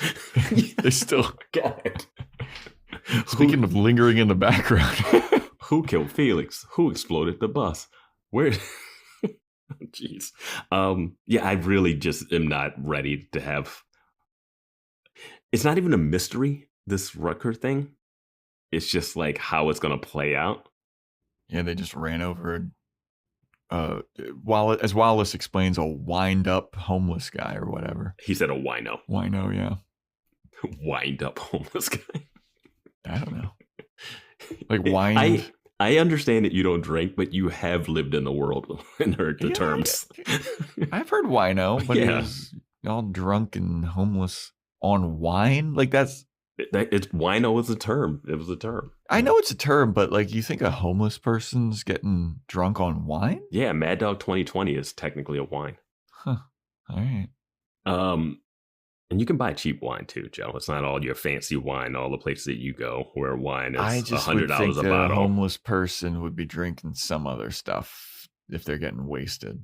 You think this is a bougie homeless person. People during the French Revolution weren't getting drunk off wine? Yeah, that was like 400 years ago or whatever. You know what I'm going to be really upset with that this show will do is that we've seen Logan get off for like destroying evidence. Veronica's not in handcuffs for clearly having been a part of coordinating this. But Wallace, being in this car for this hit and run, his life may be ruined. Yeah. The person who has done, the only thing he didn't do is speak up. Yeah. These other people actively participated in this. But Wallace's life. 2 separate private investigators. Keith knows about Logan destroying evidence. Vinny Van Lowe is playing a part in kidnapping this kid, which isn't even kidnapping because it's the FBI is holding the tape recorded evidence and can just play back the recording of her phone tap. Yeah. Yeah. But Wallace, man, Wallace is going down. Wallace is going down. I'm so mad. You know what? It's not even going to be like it's going down like he's going to jail, but they'll do some kind of weird thing of like, you're never allowed to play basketball again. You should know better. I can't believe this.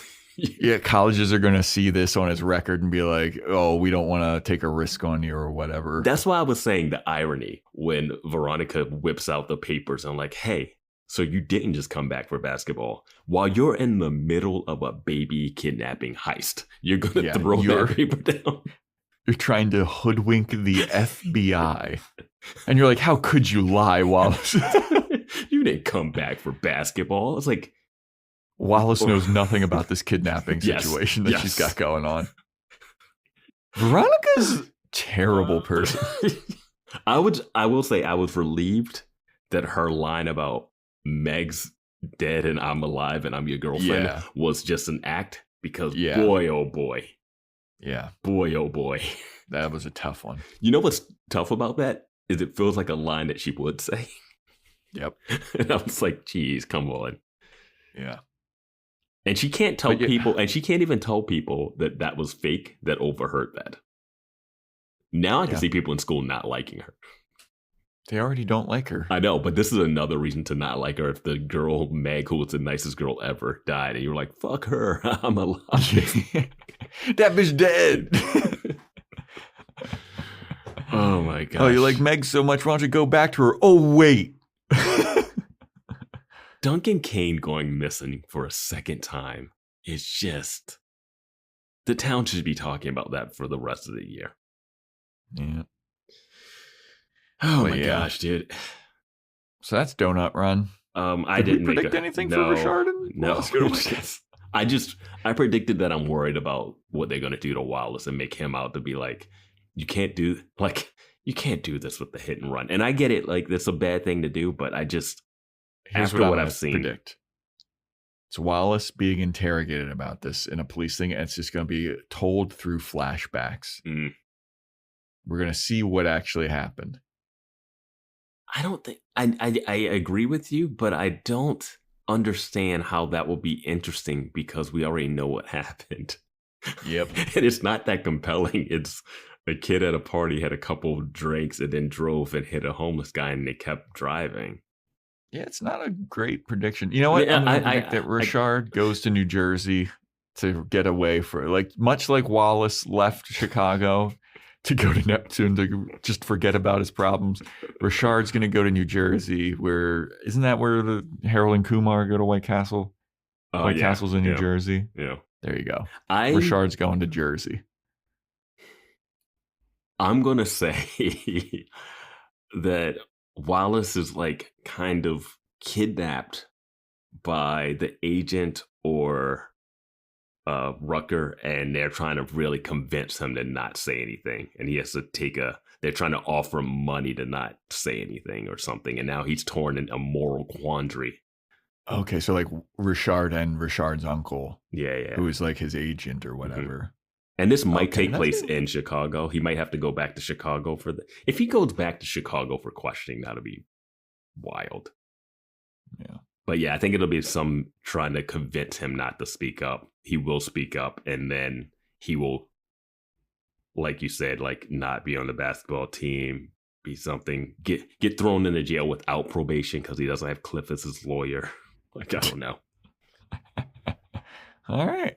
Well, that's a wrap, everybody. Thanks for listening to our episode on Donut Run. Hop on Discord. Let us know what you thought. Let us know what you think about Veronica Mars overall. Look out for that poll that we're going to do for the October movie of the month.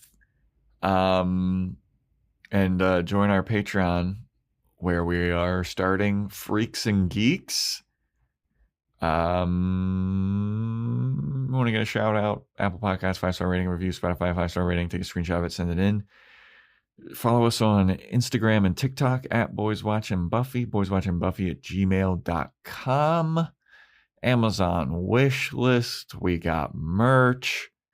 And you know what? Listen to some other fucking Seltzer Kings podcasts if you got some time and you're looking for something else to listen to. You know what? Go listen to Movie Wars. We did an episode of Movies Wars. Listen to Buffy the Gilmore Slayer. They're probably doing something. Yeah, they're doing movie reviews now. So yeah, jump on that. Yeah. All of the buddies of the pod. Mm-hmm. Yeah. And stay tuned next time when we talk about Richard and Wallace Go to White Castle.